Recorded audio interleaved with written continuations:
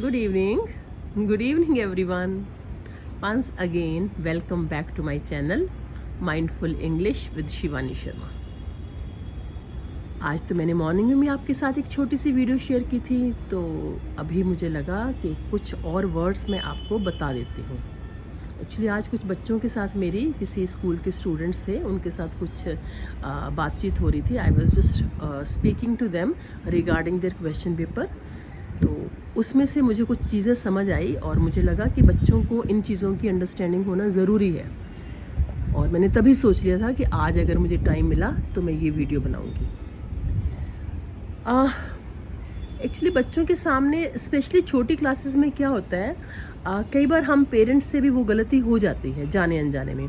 हम बच्चों को हर चीज़ ना रटवानी शुरू कर देते हैं, है ना. हमने जो उनके कॉपी में नोटबुक में क्वेश्चंस हैं वो हम उनको करवाते हैं, अच्छे से लेसन करवाते हैं, उनसे लिखवा के भी देख लेते हैं, है ना. और उनकी उस तरह से पेपर की तैयारी करवा देते हैं and they get good marks also and then we feel satisfied. जब उनके मार्क्स आ जाते हैं तो हमें लगता है कि ठीक है, मार्क्स आ रहे हैं, देखो मैंने पढ़ाया था, ये बच्चा अच्छा पढ़ रहा है. लेकिन कई बार क्या होता है कि बच्चे को क्वेश्चन पेपर में समझ नहीं आता कि उसको क्या, जैसे जैसे उनकी क्लासेस आगे बढ़ती जाती है ना, तो उनकी जो कुछ थोड़ी सी अंडरस्टैंडिंग है ना, वो उस तरीके की नहीं हो पाती जैसे कि हायर क्लासेस में होनी चाहिए. देखिए मेरे पौधे कितने अच्छे लग रहे हैं, है ना. हाँ, जब मैं वैसी दूसरी वाली डायरेक्ट वीडियो नहीं बना पाती तो फिर मुझे लगता है कि चलो ना बनाने से तो अच्छा है ऐसी बना दो. Something is better than nothing, है ना. चलो coming back to the topic. तो आज जो मैं आपके साथ शेयर करने वाली हूँ, ऐसे ही बच्चों के जो क्वेश्चन पेपर में कुछ लिखा हुआ था, वो कुछ प्रैक्टिस कर रहे थे. उसमें लिखा हुआ था, मैंने वो वर्ड्स आपके यहाँ पर लिख दिए हैं. मेरा ये जो ब्लैक बोर्ड है वहाँ पर लिख दिए हैं. देखिए मैंने क्या लिखा है, define, definition, difference and differentiate. और दूसरी साइड मैंने लिखा है unseen passage, comprehension, comprehend and comprehensive. तो उनका ना एक्चुअली साइंस का क्वेश्चन पेपर था उनके हाथ में, तो उनको डिफाइन और डेफिनेशन में मीनिंग नहीं पता था, थोड़ी डिफरेंस नहीं पता, राइट. उनको डिफाइन, जैसे define opaque objects, define define you can say matter. अगर साइंस का पेपर है तो just right the definition of matter, right the definition of anything, है ना.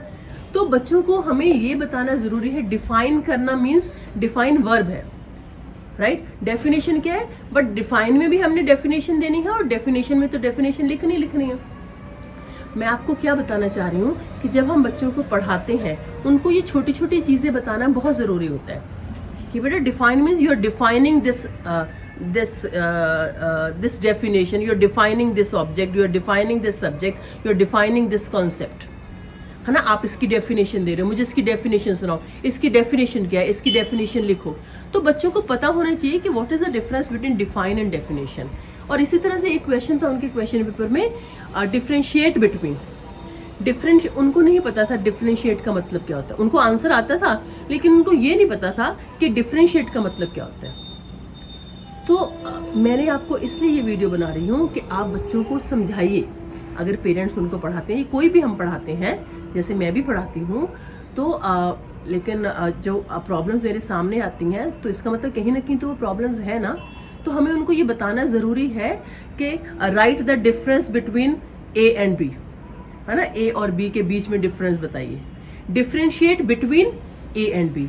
तो उनको ये पता होना चाहिए कि चाहे हम राइट द डिफरेंस लिखें या फिर हम डिफरेंशिएट बिटवीन लिखें, this is one and the same thing. दोनों चीज़ें एक ही हैं. उनको डिफरेंस का यूज़ भी आना चाहिए, उनको डिफरेंशिएट का भी यूज़ आना चाहिए, राइट. इसी तरह से सिमिलर और सिमिलैरिटी, उसका भी उनको डिफरेंस पता होना चाहिए. सिमिलर का क्या मतलब है और सिमिलैरिटी कहाँ यूज़ करते हैं. इसी तरह से इंग्लिश में क्या आता है, अनसीन पैसेज. वो हमेशा मेरे थर्ड क्लास से वो शुरू हो जाते हैं अनसीन पैसेज करना. अनसीन पैसेज में अन प्लस सीन, ना देखा हुआ, मीन्स वो कहीं से भी आ जाएगा पैसेज, राइट. उसमें से उसको पढ़ के उनको क्वेश्चन आंसर करें. जो कॉम्प्रीहेंशन पैसेज होता है, comprehension passage is generally from your text book. Comprehension means कि जो तुमने ऑलरेडी पढ़ा है उसको तुमने कॉम्प्रीहेंड किया है कि नहीं किया, मीन्स उसको अच्छे से अंडरस्टैंड किया कि नहीं लिया. कॉम्प्रीहेंड का मतलब क्या होता है, to understand very broadly, very widely, thoroughly, comprehensive again जिसको कहते हैं detailed, right?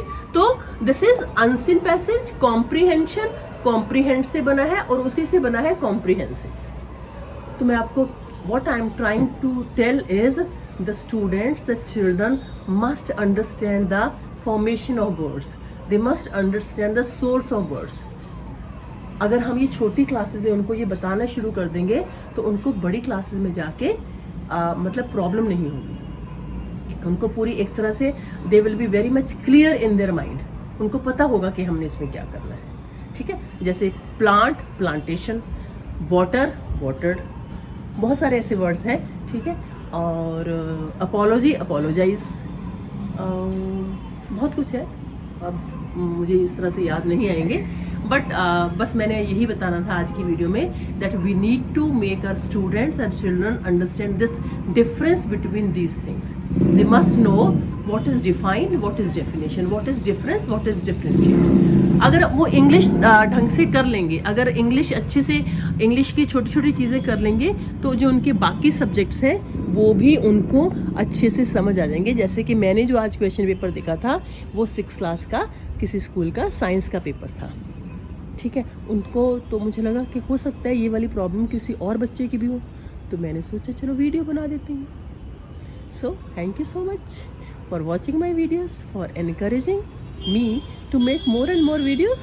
Thank you so much. Good night. Take care. Bye bye. And please subscribe my channel if you are liking my videos. Thank you so much. Take care. Bye bye.